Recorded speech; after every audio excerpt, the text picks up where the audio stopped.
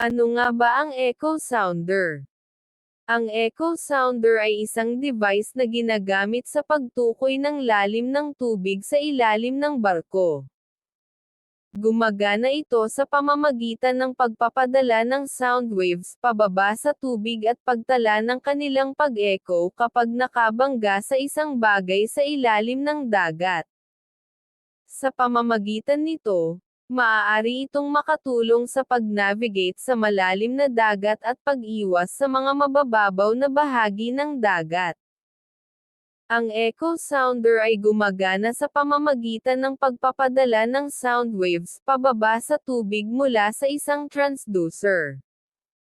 Kapag ang mga sound waves ay nakabangga sa isang bagay sa ilalim ng dagat tulad ng seabed o kahit isang isda, ang mga ito ay nagre-reflect pabalik paitaas.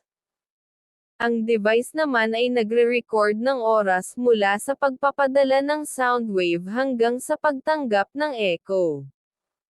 Sa pamamagitan ng pagkuha ng oras ng pagitan ng pagpapadala at pagtanggap ng echo, maaari nitong matukoy ang lalim ng tubig sa ilalim ng barko. Please like, share and subscribe to my channel Kamarinos.